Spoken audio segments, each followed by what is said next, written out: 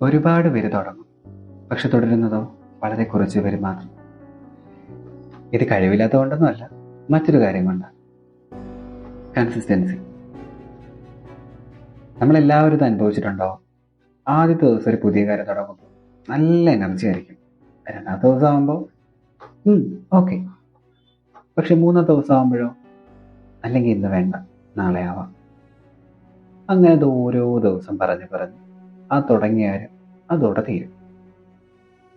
പലർക്കും തോന്നും, എനിക്ക് വേണ്ടത്ര മോട്ടിവേഷൻ ഇല്ലാത്തതുകൊണ്ടാണോ എൻ്റെ ഈ കാര്യങ്ങളൊന്നും കറക്റ്റായിട്ട് മുൻപോട്ട് പോകാത്തത്. എന്നാൽ അത് തെറ്റാണ്. നമ്മുടെ ജീവിതം മുൻപോട്ട് കൊണ്ടുപോകുന്ന ഒരിക്കലും മോട്ടിവേഷൻ അല്ല. മോട്ടിവേഷൻ എന്ന് പറഞ്ഞാൽ ഒരു ഫീലിങ്സ് മാത്രമാണ്. നമ്മുടെ ജീവിതം മുൻപോട്ട് കൊണ്ടുപോകുന്നത് കൺസിസ്റ്റൻസിയാണ്. സൈക്കോളജി പറയുന്ന ഒരു രസകരമായ കാര്യം എന്താണെന്നറിയുമോ? നമ്മളൊരു പുതിയ കാര്യം ചെയ്യാൻ തുടങ്ങുമ്പോൾ നമ്മുടെ തലച്ചോറ് ഭയങ്കര അധികം എനർജറ്റിക് ആയിരിക്കും. എന്തുകൊണ്ടാ?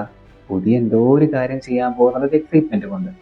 പക്ഷെ ആ പുതിയ കാര്യം റിപ്പീറ്റ് ആയിട്ട് ചെയ്യുമ്പോൾ നമ്മുടെ ബ്രെയിൻ ഓട്ടോമാറ്റിക്കലി ബോറാവാൻ തുടങ്ങും. അതുകൊണ്ട് തന്നെ ആ ചെയ്യുന്ന പ്രവൃത്തിയോട് റെസിസ്റ്റ് ചെയ്യാൻ നമ്മുടെ തലച്ചോറ് നമ്മളോട് ആവശ്യപ്പെടും. ഇതുകൊണ്ട് തന്നെയാണ് കൺസിസ്റ്റൻസി എല്ലാവർക്കും ബോറിംഗ് ആയി തോന്നുന്നത്. ഒരു ചെറിയ ഉദാഹരണം പറയാം. ഒരു ദിവസം ഒരു 10 മിനിറ്റ് എങ്കിലും ഒരു കാര്യം ഫോക്കസ് ആയിട്ടിരിക്കാൻ നിങ്ങൾക്ക് പറ്റുന്നില്ലെങ്കിൽ അതൊരിക്കലും നിങ്ങളുടെ മടി കൊണ്ടല്ല. നിങ്ങളുടെ തലച്ചോറ് നിങ്ങളോട് പറഞ്ഞുകൊണ്ടിരിക്കുകയാണ്, എനിക്കിത് ഉൾക്കൊള്ളാൻ പറ്റുന്നില്ല, ഈ മാറ്റം എനിക്ക് ഉൾക്കൊള്ളാൻ പറ്റുന്നില്ല. പക്ഷെ അതിനോട് നമ്മൾ വഴക്കുണ്ടാക്കിയിട്ട് ഒരു കാര്യവുമില്ല. തലച്ചോറിനെ സ്ട്രെസ് ചെയ്ത് പുതിയൊരു കാര്യം ഉൾക്കൊള്ളാൻ ശ്രമിച്ചാൽ ഒരിക്കലും അത് നടക്കുന്ന കാര്യമല്ല. നമ്മൾ ആ മാറ്റത്തിനെ ഉൾക്കൊള്ളണം, അതിനെ മനസ്സിലാക്കണം. എങ്കിൽ മാത്രമേ നമ്മുടെ തലച്ചോറിന് നമ്മുടെ ഒപ്പം മാറാൻ സാധിക്കുള്ളൂ. കൺസിസ്റ്റൻസി ബിൽഡ് ചെയ്യാൻ ഒരു 3 ടിപ്പ് പറഞ്ഞു തരാം. Small actions daily. നമ്മളൊരു പ്രവൃത്തി ചെയ്യാൻ ഏർപ്പെട്ട് കഴിഞ്ഞാൽ ഒരു 5 മിനിറ്റ് മതി. അതും പെർഫെക്റ്റ് ആണോന്ന് ഒരു നിർബന്ധവുമില്ല. ഒരു പുതിയ പ്രവൃത്തി ചെയ്യാൻ ഏർപ്പെട്ട് കഴിഞ്ഞാൽ വളരെ ചെറിയ സ്റ്റെപ്പെങ്കിലും എന്നും എടുത്തിരിക്കണം. Fixed schedule. മൂഡിന് പുറകെ നമ്മൾ ഒരിക്കലും പോകരുത്. നമ്മുടെ മൈൻഡ് എപ്പോഴും മാറിക്കൊണ്ടിരിക്കും. പക്ഷെ ചെയ്യേണ്ട പ്രവൃത്തി കൃത്യമായി ഒരു സ്വല്പമെങ്കിലും എന്നും ചെയ്തിരിക്കണം. No negotiation. നമുക്ക് മാറ്റങ്ങൾ വരുന്നില്ലല്ലോ, ചേഞ്ചസ് ഉണ്ടാവുന്നില്ലല്ലോ എന്നുള്ള ചിന്തകളൊന്നും വേണ്ട. നമ്മൾ ചെയ്യുന്ന പ്രോസസ്സിനെ നമ്മൾ വിശ്വസിക്കുന്നു.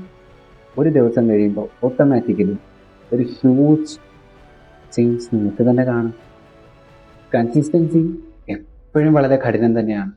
ആരുടെ പ്രോത്സാഹനമോ പ്രചോദനമോ മറ്റുള്ളവരുടെ കയ്യടികളോ ഒന്നും നമ്മുടെ ജീവിതത്തിൽ ഉണ്ടാവില്ല. പക്ഷെ ആ ഒരു കൺസിസ്റ്റൻസി ആയിരിക്കും നിങ്ങളുടെ ജീവിതത്തിന് ചെറുതെന്നല്ല വലിയൊരു മാറ്റം ഉണ്ടാക്കാൻ പോകുന്നത്. നീ ഇനിയും മോട്ടിവേഷന് വേണ്ടി കാത്തിരിക്കുകയാണോ? അങ്ങനെയെങ്കിൽ നിന്റെ ജീവിതകാലം മുഴുവനും നീ അതിനു വേണ്ടി തന്നെ കാത്തിരിക്കും.